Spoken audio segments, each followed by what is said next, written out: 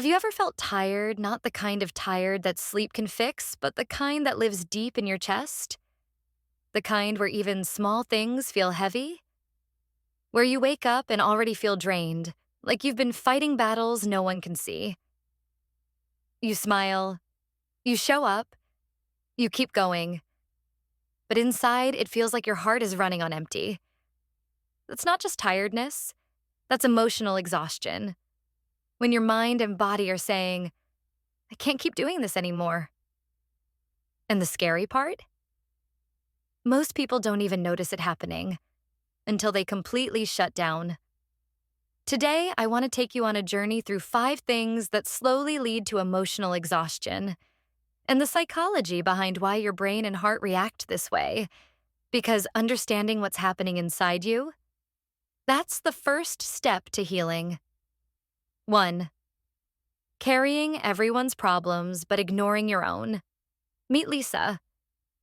She's the listener, the peacemaker, the one who's always there for everyone.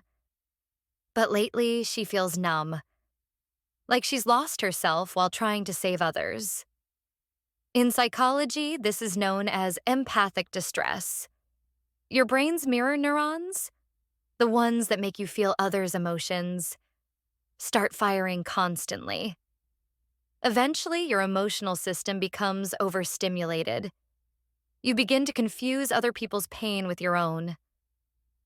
You can't pour from an empty cup. And when you do it long enough, your empathy turns into exhaustion. 2. Constantly pretending you're okay. Then there's Aaron. He laughs, he jokes, he says, I'm fine. But behind that, he's carrying a storm he never talks about. This is emotional suppression, the act of hiding pain to appear strong.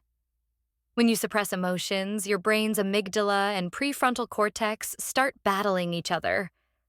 One wants to release the feeling, the other wants to control it.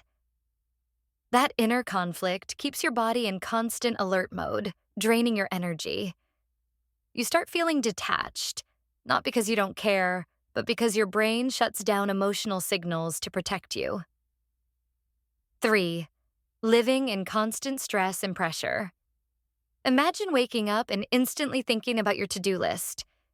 Emails, bills, deadlines, expectations, no pause, no rest. This is chronic stress, and it's deadly quiet. Your brain releases cortisol nonstop, keeping you in fight-or-flight mode. Over time, this damages the hippocampus, the part responsible for emotional balance and memory. That's why you forget things easily, get irritated quickly, and feel emotionally empty. You're not lazy. Your nervous system is simply exhausted from being in survival mode for too long. 4. Giving without receiving. Some people give endlessly, love, effort, time, and expect nothing back. But when kindness isn't reciprocated, your emotional balance collapses. Psychologists call this compassion fatigue. Your brain's reward system, powered by dopamine, needs signs of appreciation to stay motivated. Without it, your mind starts associating kindness with exhaustion instead of fulfillment. That's when you stop feeling joy in helping others. Not because you're cold, but because your emotional circuits are running dry. 5. Ignoring what you truly feel. And then, the quietest cause of all. You sense something's wrong, but you keep saying, it's fine. You bury sadness under work. You silence anger with smiles. But emotions don't disappear.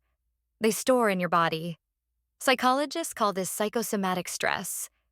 When your body expresses the emotions your mind ignores, that's why you feel tired, achy, anxious. Your body is speaking the truth your mouth refuses to say.